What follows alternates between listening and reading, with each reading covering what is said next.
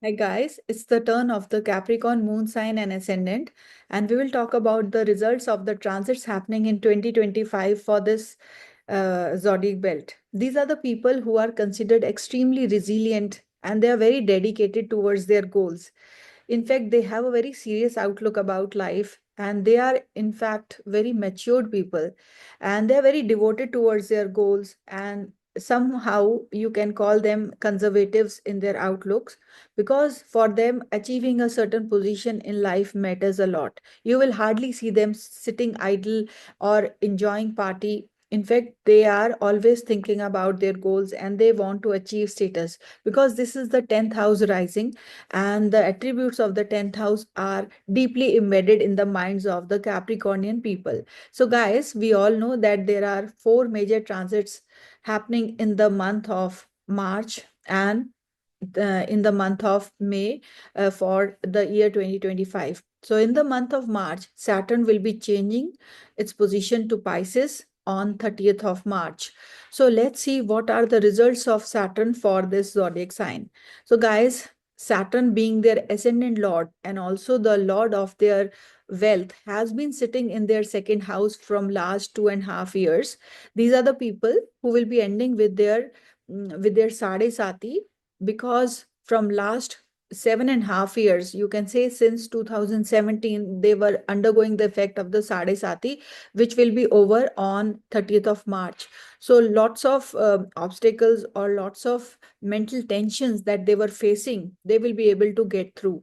And Saturn in their second house, although was promoting the aspects, the qualities of the second house, it was granting them wealth. But despite that, Saturn was limiting their income because from here, Saturn was aspecting their 11th house of income. Also, from the second house, Saturn was aspecting, giving its debilitated aspect to the fourth house. So, where it would have caused them some mental tensions or some emotional setbacks or some kind of home related constraints. But now, Saturn is going to finish with its Sadesati and it will enter their third house, which is a very strong position for Saturn.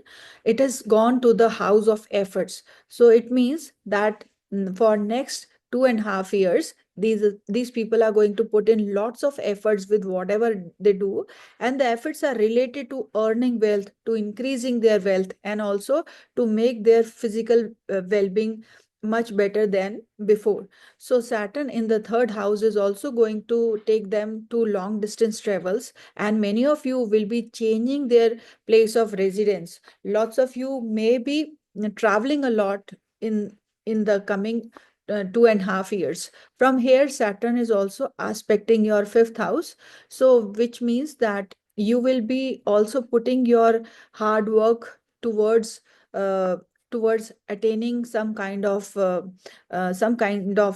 publicity, and some of you may be working towards having your own babies if you are planning to have one, and you will also be putting in your efforts towards finding somebody worthwhile whom you can fall in love with.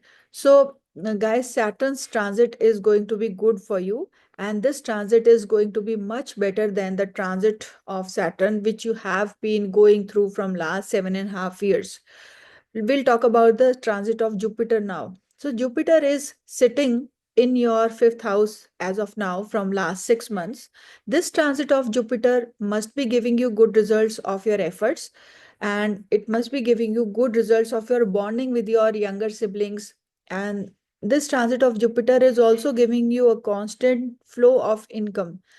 But somehow, uh, the kind of wealth you are expecting is not happening from last few months.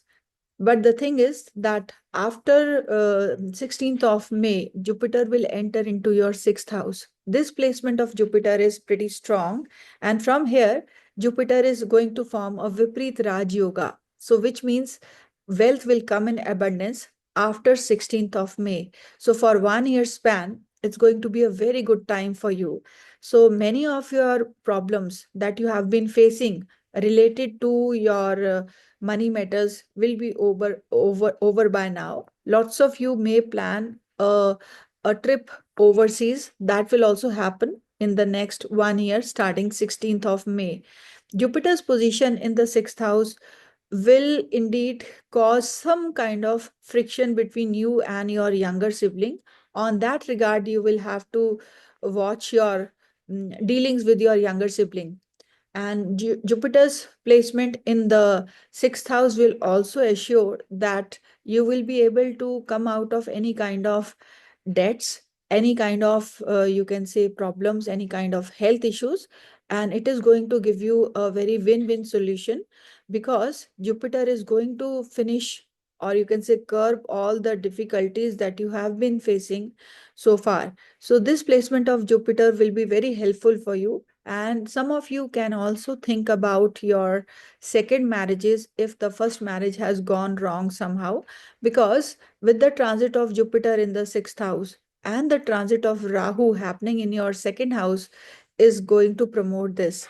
Second house Rahu is sitting in a very beneficial sign, and, this placement of Rahu will increase your savings, will increase your money, and the money is coming through foreign sources or through some work which is like out of the box. So people who are into healings, who are into occult sciences, or who are into technology work, or who are into the medicine work will be able to have lots of gains coming through the Rahu in the second house. But with this transit, you will also be indulging yourself in eating junk food. So stay away from that. Of course, Jupiter's aspect falling on your second house will help you after 16th of May. But still, Rahu in your second house can give you some problems related to your speech, or sometimes you will say things without thinking, and that can land you up in some kind of difficulties. And this placement of Rahu can also give you teeth related issues or eyesight related problems. But this is only for 1.5 years, and Jupiter's aspect is going to help you with that. So nothing major, but slight issues related to that can happen.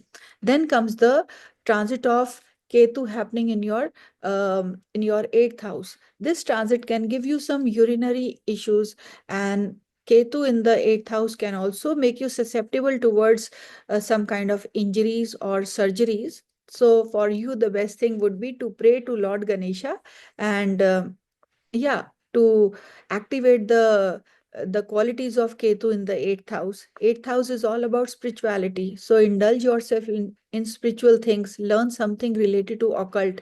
Then the negative energies of Ketu will get neutralized, and you will be able to get good results with the Ketu sitting in your eighth house.